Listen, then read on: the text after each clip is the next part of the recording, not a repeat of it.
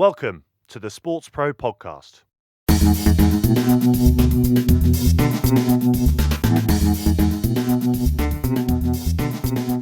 Hi everyone and welcome once again to the SportsPro Podcast. My name is Eoin Connolly. I'm the editor-at-large at SportsPro. Hope you're well. Formula One is the topic of discussion this time, with a new season set to start in Bahrain in just a couple of days from now.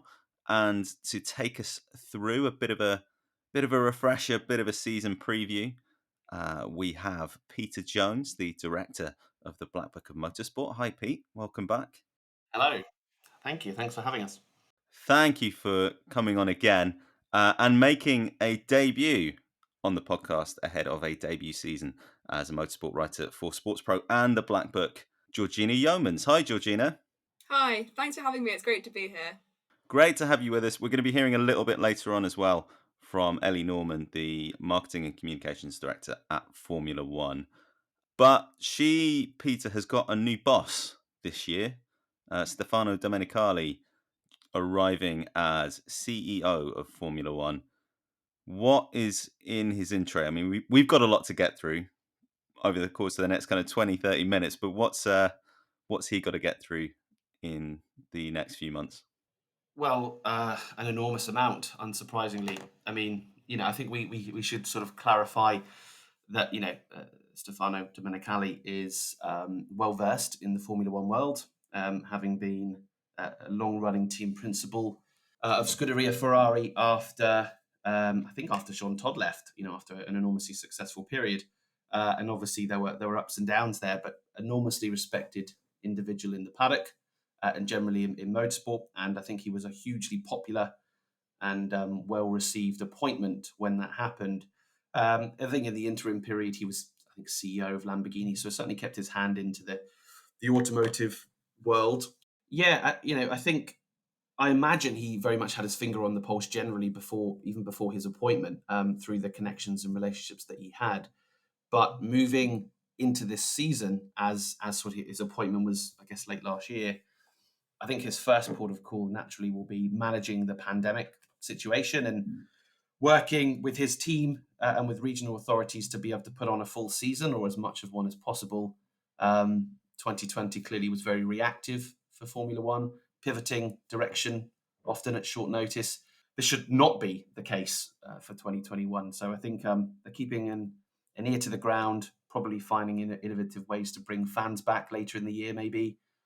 Certainly, Silverstone is, they've announced that that they'll be bringing fans back should the UK be able to follow its roadmap and vaccinations to continue to make that safe. So I think that's probably his first port of call. Beyond that, Owen, I mean, you've got now the Concord Agreement has been signed. I guess it's about taking action on those promises and delivering, a more cost-effective, more open, more democratic Formula One, and get everybody moving in that right direction. I guess another thing is probably that we can't really brush over the loss of nearly 400 million that Formula One had in 2020. Unsurprisingly, with no fans and merchandise and hospitality and reductions in broadcast revenue and promoter fees was a big issue for them. So I guess he's probably looking at how to mitigate that damage and build that back up. I mean, Georgina, there are a couple of interesting dynamics to this, one of which is that obviously Formula One has gone through that kind of first phase of its transformation in the Liberty Media era, but the other is that he's arriving with, as Pete said, a lot of experience on the team side of things, and that can be one of the most complex things for the central Formula One group to manage, is that some of those relationships between the teams and some of the expectations of teams. I guess because he's coming in from, like Pete mentioned, he, from an internal perspective, he was the former Scuderia Ferrari team principal, and under his leadership, they won their last Constructors' Championship in 2007. And I think that unique perspective that previous CEOs have not necessarily had for Formula One is that he can bring in this knowledge and what teams expect and what teams want, And in comparison to former CEO Chase Carey, his background is American corporate, who had a rather disconnect from the teams, who, most of them are European, are based in Europe. And Domenicali's background, I really think, means that he can reach out to the teams more and he can connect with them more than Chase could. And I think it'll be really interesting to see how this relationship between him and the teams develops in 2021, and looking forward to his future. Yeah, I mean, there's always that central tension between the sporting side of things and the commercial side of things, and I suppose there has been quite an aggressive drive from the middle, Pete, in terms of modernising the Formula One product. Yeah, I mean, the whole of the motorsport industry at the moment, Owen, is at a bit of a crossroads, separate to the pandemic, which is forcing everyone to be at some form of crossroads. Motorsport as a whole, the automotive industry as a whole, is figuring out its direction. You've got the onset of electrification. You've got obviously cost pressures. You've just got big factors to consider that weren't considered in the past. Certainly, they should have been, but they weren't, including big things like equality and diversity, sustainability, and Formula One in particular are putting a lot of effort into those areas. So there's a relatively new project that's been launched by Formula One called We Race as One, although it's been in the pipeline for a long time, which is their official environmental, social, and corporate governance platform, which is focused on diversity, inclusion, and sustainability. So they're making big inroads in that alongside advocates like Lewis Hamilton and the Hamilton Commission, and trying to make motorsport seem more sustainable. But as I say, it is this period of time where Formula One, as the example, I guess, in the industry, often leads the way in many ways and needs to have a very clear direction. And in my opinion, it's done a very good job of re-engaging with its audience. It still needs to do a better job in many ways, but it's done far better than during the Bernie era, and it's got all sorts of different things going on now. But nobody really knows what the future holds within the next 10 years, because motorsport is so linked with the automotive market, which again is linked with environmental pressures and consumer habits. So to some degree, we'll have to wait and see. Yeah, Georgina, I mean, what are your reflections on that? What kind of position has the previous leadership taken Formula One to in that respect? I mean, it certainly has moved on from the Bernie era, which was disconnected from digitalization and environmental pressures. And looking forward, there definitely are sustainable pressures. There are these rise of these electric series, such as Extreme E, which is starting in a few weeks, and the success that Formula E has seen. And I think Formula One definitely feels those pressures. And additionally, when connecting with fans digitally, there definitely has been a massive shift in the tone of voice that the sport, the series, and teams have connected with fans. They've shifted to more casual and built these bigger and better relationships with fans, which in turn drives fans' connection with the teams, which can improve sort of their attendance to events and the support of the teams financially and emotionally. And I guess a really great example is Drive to Survive, the new Netflix series, which has just entered its third season, and that definitely reflects a big shift from something we certainly wouldn't have seen in the previous Bernie era. An inside look into the politics and dynamics of Formula One, and again, that really has changed the nature and the voice of the sport going forwards. And I think it'll be really interesting to see how that further develops and how it further develops Formula One's relationship with fans and commercial partners in the future. Yeah, certainly that historic understanding of the stories around Formula One being an incredibly valuable part of the whole experience, particularly for what you might call casual fans, Pete, or kind of the slightly less petrol-headed cohort of Formula One's following. You're going to be talking about that, Georgina, Drive to Survive, and some of those efforts with Ellie Norman in part two. But let's look again at the picture for 2021. I suppose a big test of some of the things that we're talking about when it comes to fan engagement and the freedom that teams have to build their following is going to come in how the entry of Aston Martin goes over the course of the next couple of years. They certainly seem to have hit the ground running in terms of their commercial program, signing a lot of sponsors, Georgina, in the last few weeks or so. Absolutely. I mean, they've already signed, I guess the biggest news was their title sponsor Cognizant, which is emblazoned on the car. And they've also signed deals with JCB, Peroni Libera, Sentinel One, etc. And they've slotted very nicely into the grid, I think, in terms of their connection with fans, their connections with sponsors. And of course, they've taken over from Racing Point, and they've made some big movements. They've brought on board Sebastian Vettel, four-time world champion, and I think they've really put themselves in the best position they can be looking forward in terms of that engagement and connection with fans and commercial partners. And I think they've done it in such a good and efficient way that they almost don't feel necessarily like a new team. They don't have the same they're not sort of finding their feet in the same ways that new teams have historically. And I think that'll be really interesting to see. Oh, and of course, they were joining Mercedes with safety car responsibilities and medical car responsibilities in 2021 into the future, which again shows how well they've already integrated themselves within Formula One. I think to add to that as well, Owen, Aston Martin brings a whole new level of prestige to the team. Ferrari, of course, they are the prestigious brand, the historic brand, the iconic brand. However, Aston Martin is on that level, that same level playing field in terms of prestigious brand. And that's been reflected in many ways by the plethora of businesses that Georgina's mentioned, including even luxury watch partners like Gerard Perregaux, which I don't think really would have been that interested possibly in attaching to a Racing Point or a Force India.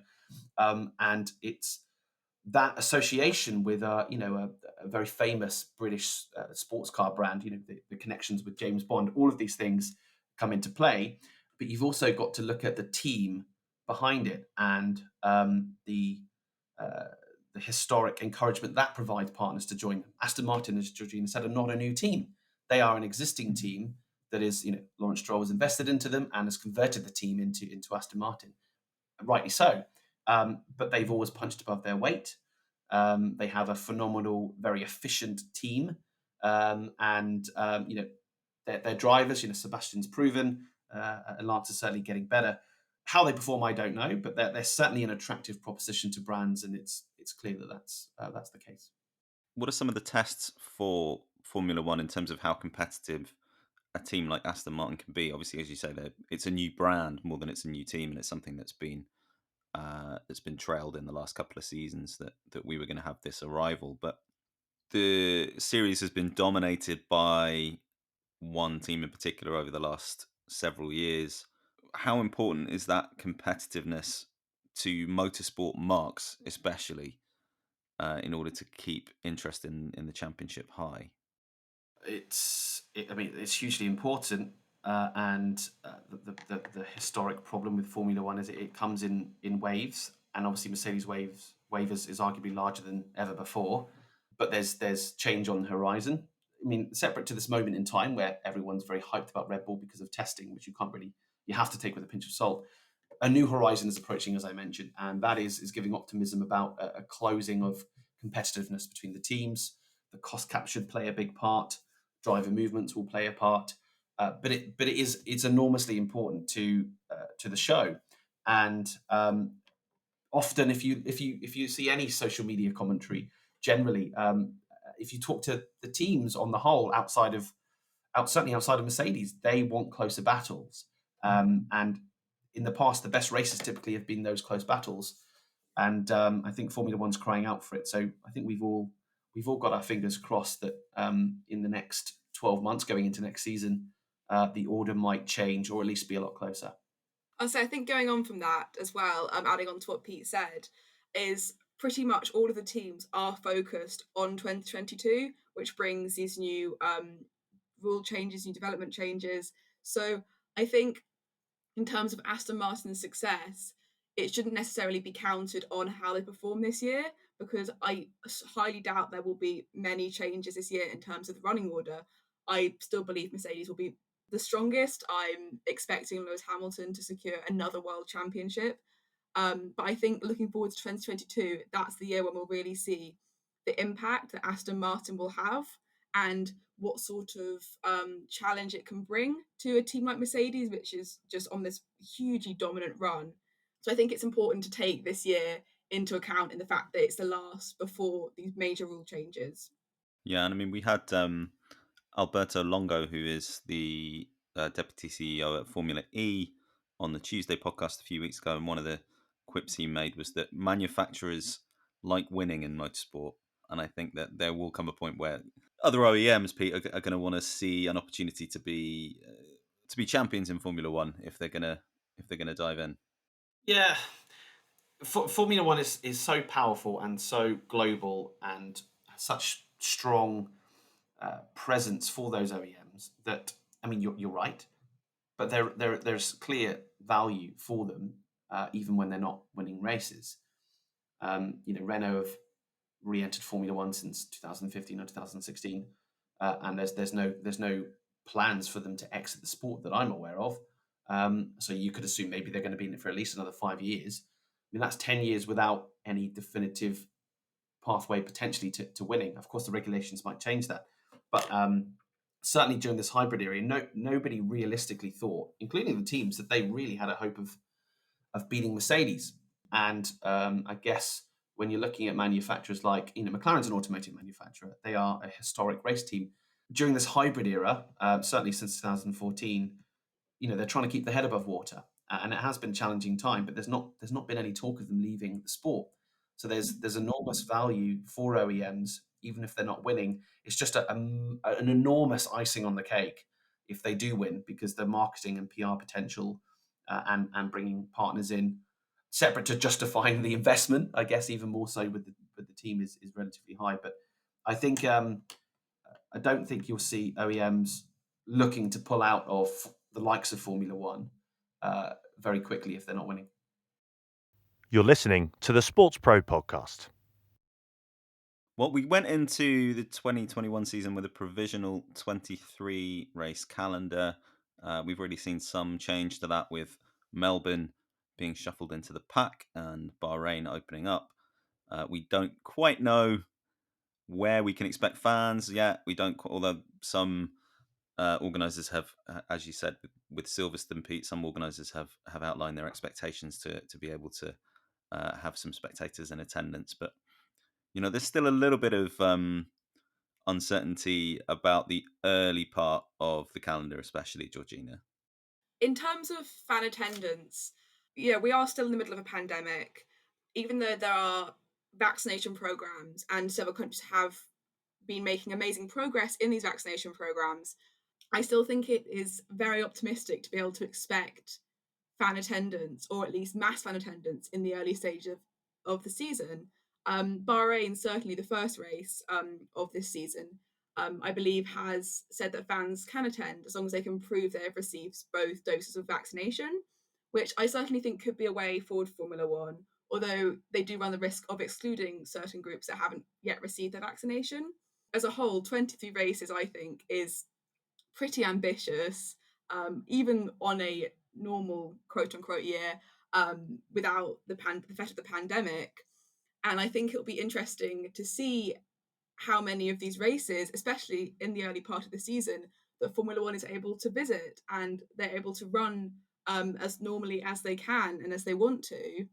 And I think with obviously there's the teams that want to remain safe and don't want to get infected with COVID. And at least Baku, they've said they're running behind closed doors. And I think we will see several other venues saying the same thing in the coming weeks, just because we're not at a stage yet where things can run as normal, and that's just the way it is.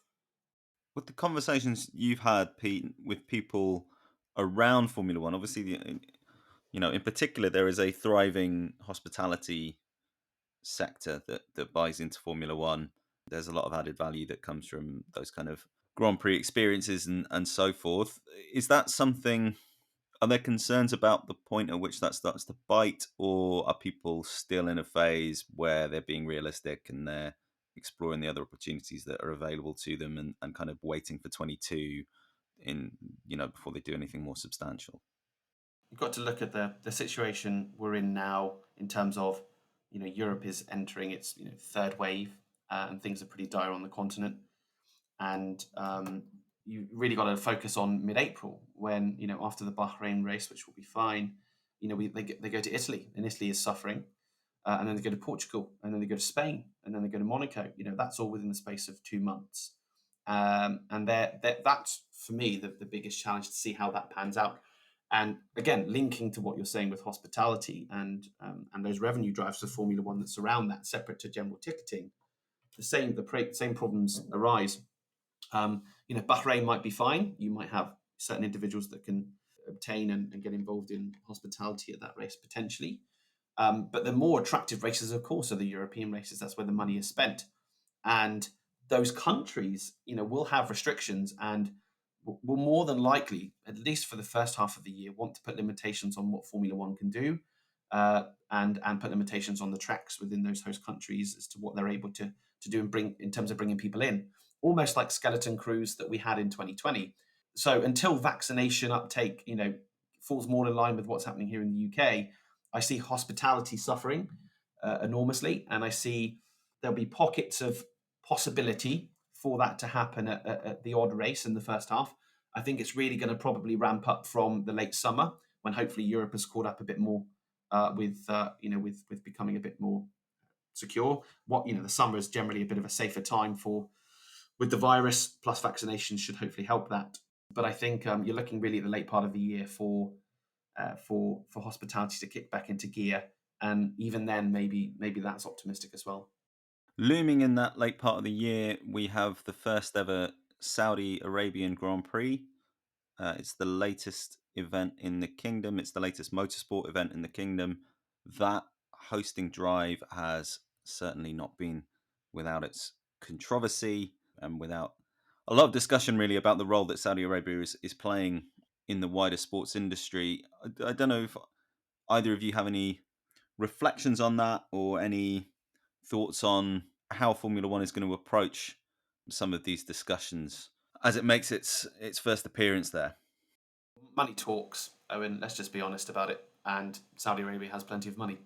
They're kind of seemingly doing what Dubai did a long time ago, and diversifying away from oil, and looking more at the tourism and entertainment economy, certainly for the future. And it's on a whole new scale when you're looking at Neom and Qiddiya and these big entertainment and tech cities that they're building to the tunes of hundreds of billions. Formula One and motorsport is just one rung of that. I don't really want to get into conversations on human rights, and there's a lot going on there that you could probably have a whole podcast on potentially. But I think they are aiming to become the regional hub of motorsport, and I think Jeddah, the street race that's coming, is probably just a stopgap until they can start racing in Qiddiya. That's kind of my view of it. And I think it's a long-term project. I think it's potentially maybe a decade-long deal. I don't know. I'm sure I heard somewhere that it's not a short-term deal. It's long-term, worth an enormous amount of money. So, yeah, I go back to my original point that for everything in Formula One, money talks, and I imagine they've probably got the biggest checkbook. Yeah, it's not the first contentious staging decision that they've taken, but as Pete says, Georgina, it's going to be part of a much deeper integration between the motorsport industry in Saudi Arabia, as it kind of projects this different image for itself in the world, and changes some of its business interests. Absolutely. It's clear that Saudi Arabia is trying to change the perceptions that people have had about the kingdom for years, and it is modernising and expanding at a really rapid rate. And as Pete mentioned, the human rights concerns are, again, a whole nother ballpark, really. But I can understand why Formula One would want to align itself with Saudi Arabia, this modernising nation, and Formula One views itself as pinnacle modern motorsport, all that sort of thing. And I think actually Chloe Target Adams, who is the global director of race promotions at Formula One, she mentioned that the series is planning to visit Saudi Arabia for at least 10 years. So Formula One does see itself long term in that nation. And as well with the circuit in Jeddah, I do agree with Pete. I think it is just a stopgap. It's a street circuit, which has mixed opinions with fans, and the circuit itself has definitely received mixed opinions about how people feel about it. But I think it'll be really interesting to see how Formula One develops its relationship with the kingdom going forwards, and how it continues to align itself with Saudi Arabia, because it is clear that it does see its future there long term. Before we move into the interview with Ellie Norman, let's look at some of the other things that are going on around F1. The media project. I mean, we've talked a little bit about Drive to Survive. Pete, we've seen an expansion or a progression of the F1 TV project, which obviously means different things in different countries. There are some places where it carries live coverage with a few bells and whistles digitally, and there are some places where it's sort of a bit of a value add for fans. Is that still a bit of an experimental play, do we think, for Formula One, just as it sees what its wider media value is? Well, as we know, at least the first year, maybe a bit longer, there was some serious teething issues and lots of problems fans were experiencing, and it was a beta project, and that was mentioned by Chase Carey. And as you said, it means different things to different people. Certainly here in the UK, I think you don't get the full access to everything. Through broadcast deals in certain territories, it means that as you say, a value add. In other territories, you sort of get the full product. And the expansion that they've recently done, I think, was a few countries like Brazil and Slovakia and Czech Republic for the pro offering. I think there's like 118 territories in total that they cover. More access to things like archive footage.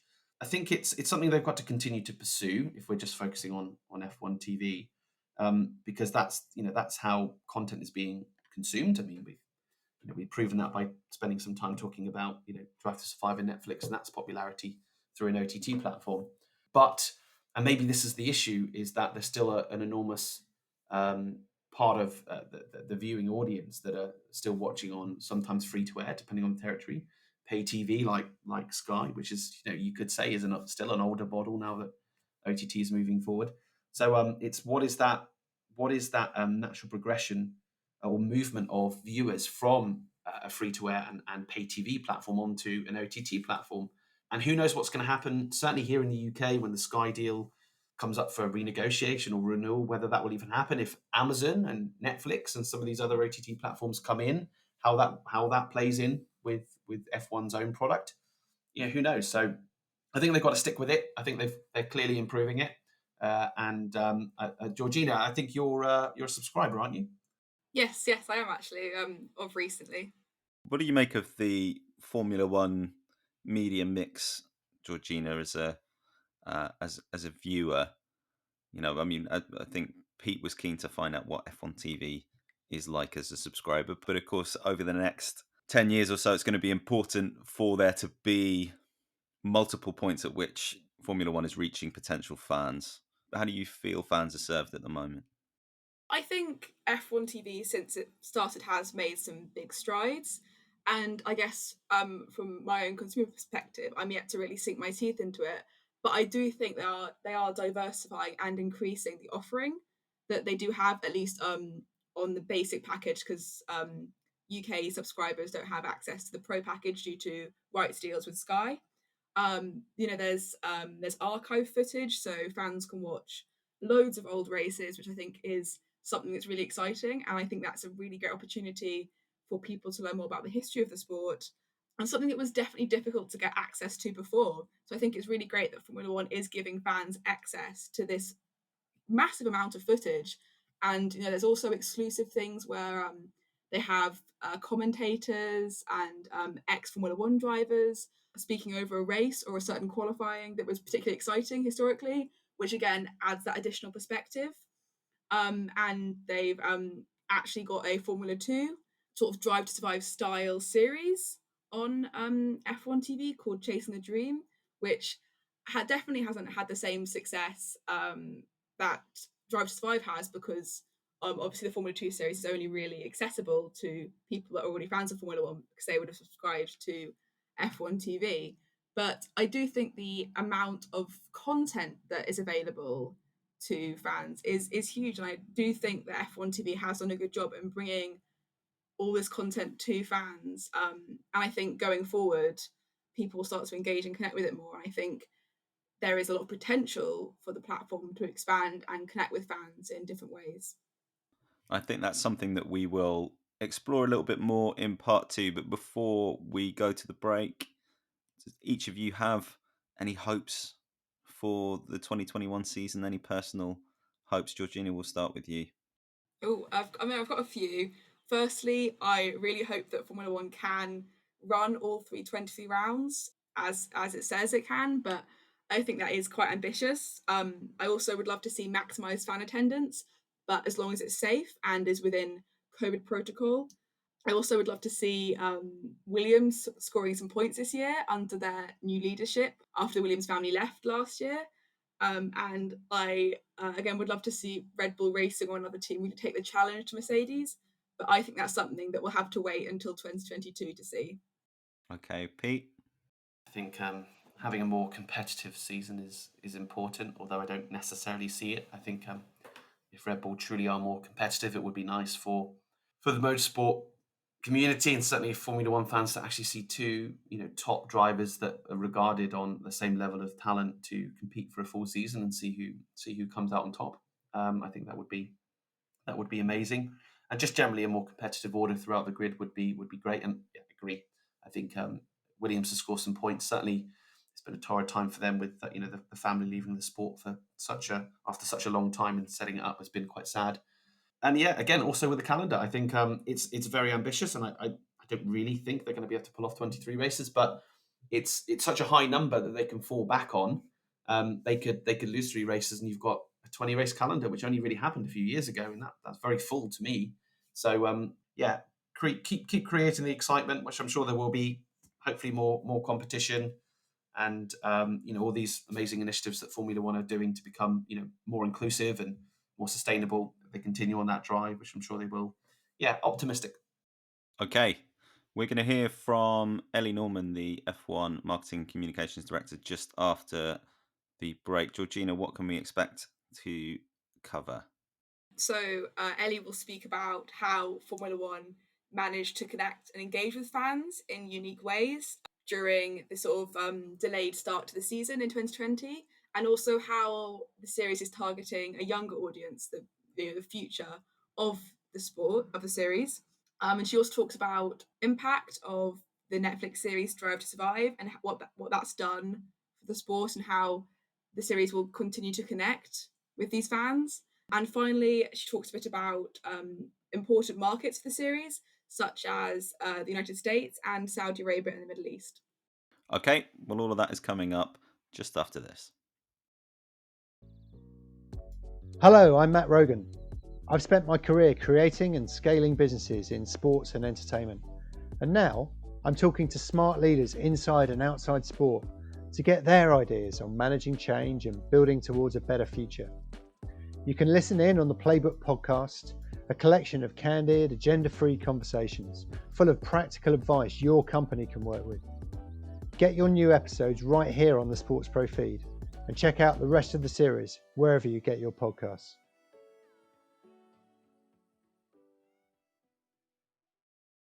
Of course, 2020 was a difficult year for Formula One. With very limited trackside fan attendance, how were you able to connect and engage with fans in unique ways? 2020 was certainly a challenging year for all, but I think as a business we actually pivoted successfully.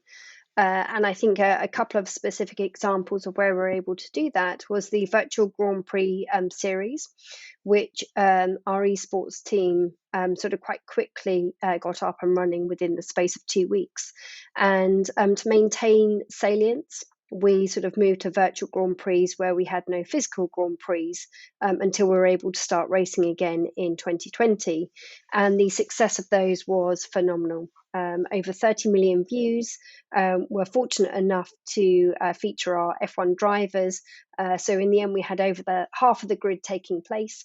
And that included kind of George Russell, Lando Norris, Charles Leclerc, Valtteri Bottas. But also it was brilliant to be able to bring in other sports stars and sort of athletes to take part in the sort of virtual Grand Prix series.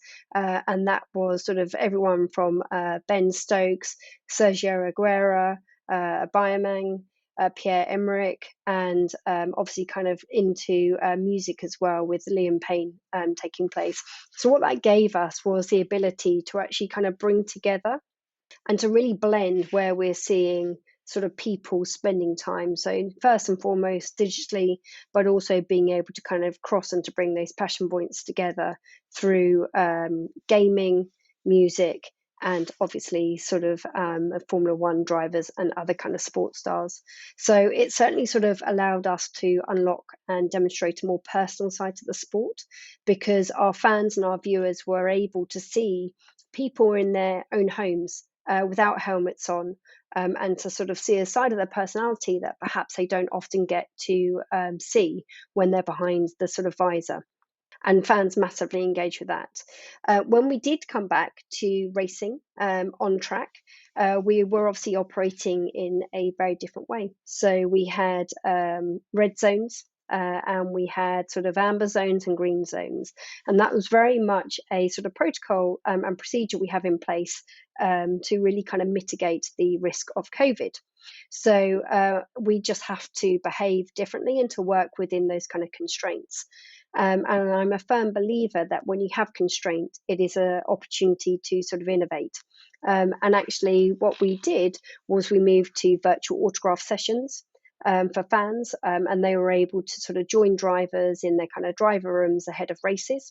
We also sort of introduced virtual paddock club in partnership with Zoom, and that was able to sort of really show behind the scenes sort of access, and to be able to sort of show fans in places we'd never normally go, even through to fans absolutely loving the fact that when sort of Mika Hakkinen comes in and talks to them, actually he's doing it from his home, or he's showing them his kind of garage at home.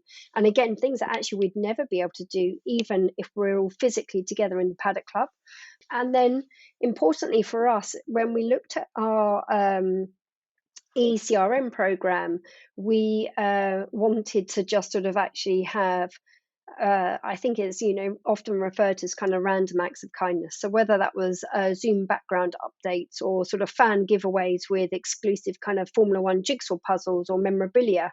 And also during that time, for our F1 TV subscribers, we opened up access to the archive for free during that time of having no races. And so despite having limited trackside fan attendance, we were able to actually, I think, implement a number of different sort of initiatives to really sort of engage and keep fans sort of coming back to the sport for more. And looking forward, obviously, I know it's important for Formula One to engage younger fans, as they're sort of the future fans that grow up without the sport. So what strategies are you implementing to target uniquely these younger fans?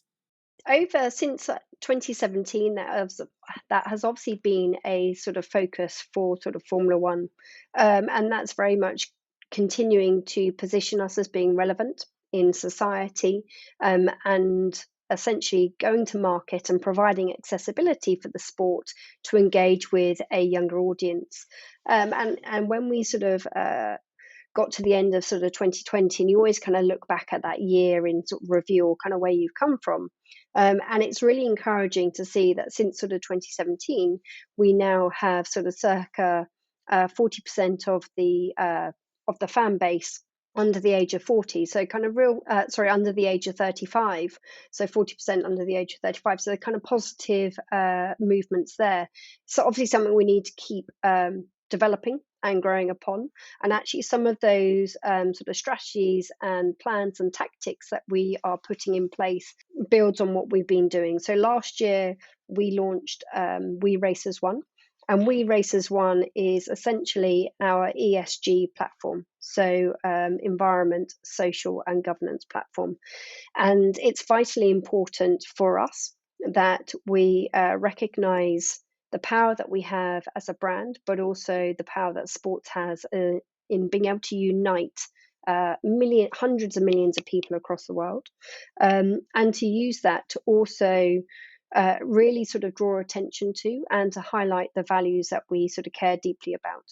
And so We Race as One is focused on sustainability, diversity and inclusion, and community. And so that's very much a part of how do we sort of implement actions and drive changes within the sport to bring in a sort of younger generation, both to be much more representative of the fans that we have around the world, but also to be changing behaviours as we all sort of move towards eradicating as much carbon emission as we can, and essentially achieving our target to become a net zero carbon sport by 2030. So there's a big sort of focus continuing this year, and we restated our commitment to We Race as One at the start of the year, and a number of plans and initiatives and actions to sort of implement through this year to essentially hit that target, have a more diverse workforce that starts to sort of better represent where we race, and importantly to leave a positive legacy wherever we race. So lots of work to kind of do there, and that'll be something that kind of continues long into the future.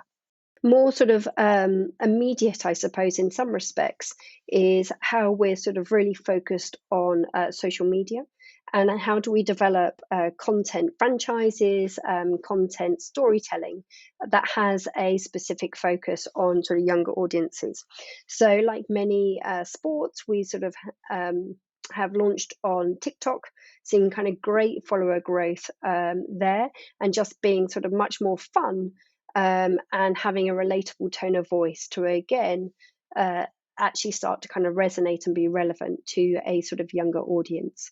So I think what we've certainly seen is the sort of continued growth of our Formula One social channels, but very, very importantly, actually the highest engagement rates out of sort of other major kind of global sports demonstrates, I think, the content that we've been creating is doing what it should be doing by continuing to grow, but have that highest engagement.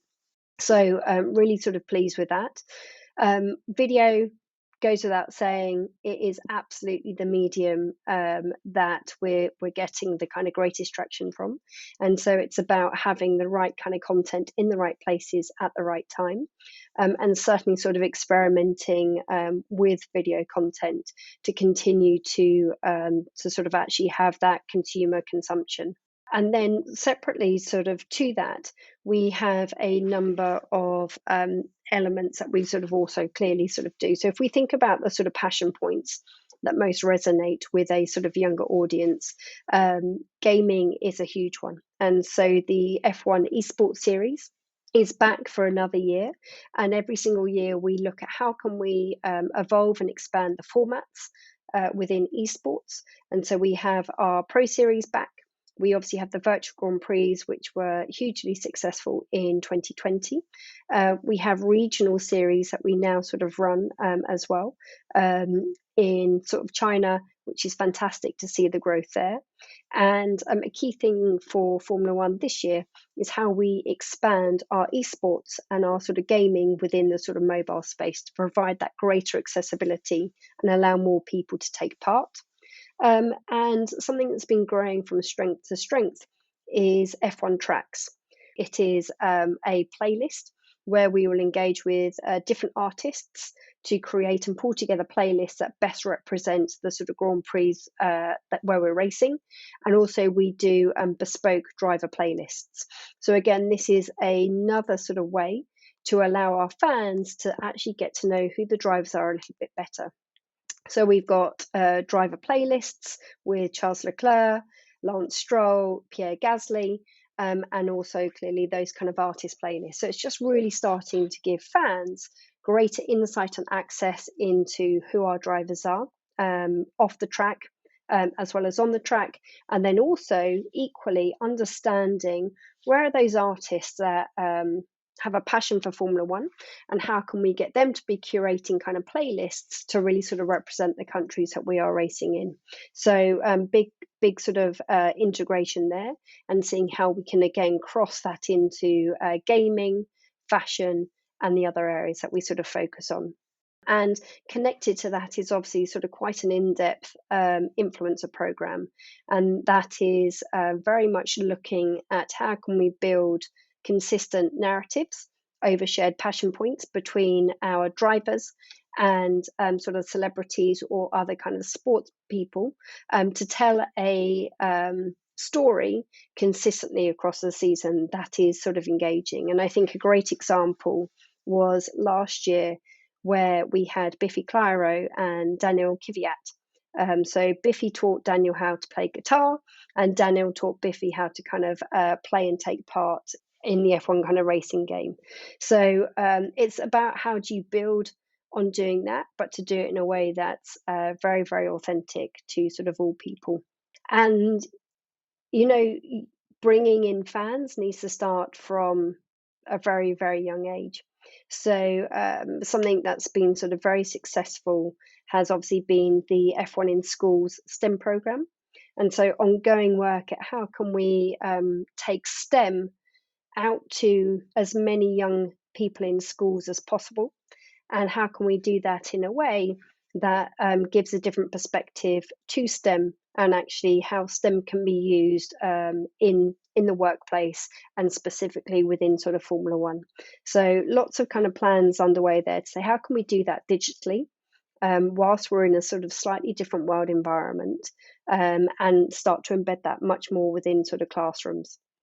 Fantastic. It's great to see Formula One innovating in so many different ways. Moving on to Drive to Survive, which it's no secret has been a massive success of Formula One. And I was wondering if you've noticed a growth of engagement and audiences that have come over directly from Drive to Survive, and what exactly you're doing to make sure these audiences remain interested and engaged with the series. Netflix has Drive to Survive has certainly been one of the most powerful kind of marketing tools, and we saw that from season 1. In fact, we've got season 3 out on the sort of 19th of March, so very much kind of looking forward to that. And certainly they were with us, capturing a year like no other in 2020. It's been incredible for the sport, and even sort of anecdotally, the last time I was at the sort of Austin Grand Prix in 2019, just hearing the amount of people in and about Austin who had travelled there specifically for the Grand Prix because they'd seen Drive to Survive. And they're just sort of anecdotes, but you sort of look at the volume of new fans coming into sort of F1, the references to sort of Drive to Survive. It's absolutely sort of an important sort of element, and has allowed a story to be told that sort of very few people ever get to see. So, you know, for most fans, they see that action on track, but to be able to actually hear the sort of stories that are taking place up and down the paddock, where the sort of protagonists are, and sort of those things that we will know are bubbling up, to be able to take that to fans has really sort of captured fans' imaginations and given the sport, I think, a much more sort of human perspective as to what goes on outside of the sort of millisecond by millisecond gain out on track. So it's definitely sort of contextual storytelling that's added to the sport.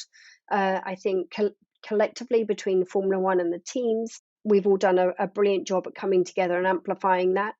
And that's obviously contributed to setting lots of standards, or kind of best year on year kind of growth within sort of social media, our digital channels, compared to sort of any sort of benchmark peers.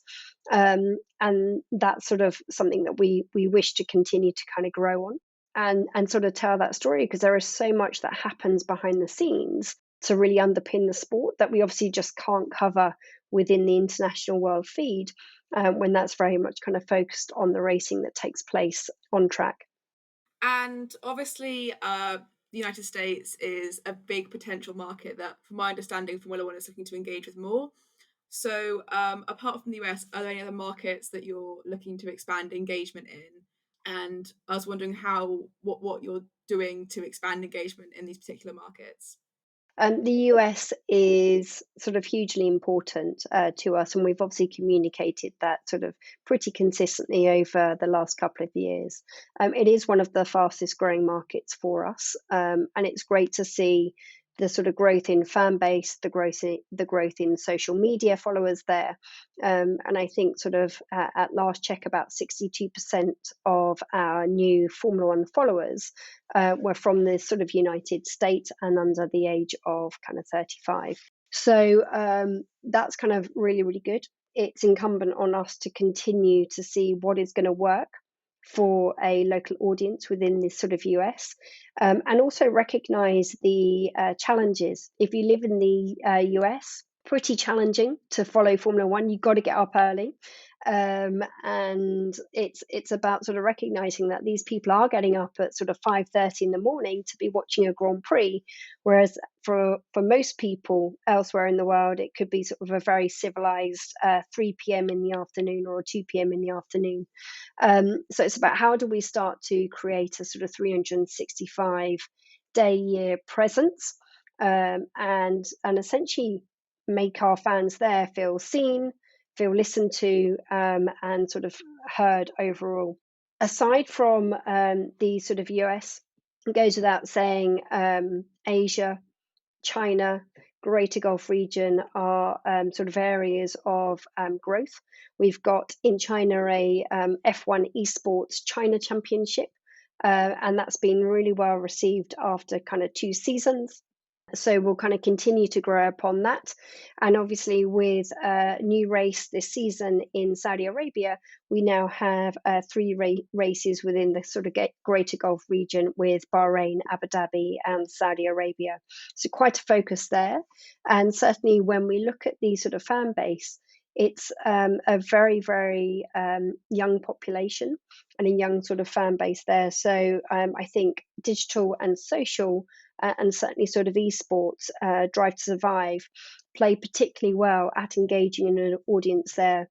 If you look at kind of Saudi, I think that 70% of the Saudi population is under the age of 30. And so we've got a huge opportunity to really start to take sort of entertainment in the form of Formula One and what we do around the sort of main show itself, and engage with a young Arabic population. Get the very best of SportsPro sent straight to your inbox. Head to sportspromedia.com and sign up for the SportsPro Daily. You'll get a roundup of all the biggest stories, features and opinion from our team every single morning. You'll find that all and much more at sportspromedia.com. SportsPro, connecting and inspiring the business world of sport. Okay, that is it for another SportsPro podcast. Thank you to Ellie Norman for her time there. Peter and Georgina, what else can we look out for in the coming months on the BlackBook platform? Well, we've got some really exciting content coming up, such as the commercial guides from several major series, such as Formula One, IndyCar, NASCAR, and Extreme E, and several others. That'll be really exciting, so definitely look out for that. In addition, we've got some brand new quarterly reports on exciting topics such as electrification and sustainability, and that's definitely something to look out for as well, as I think it will be a really interesting read.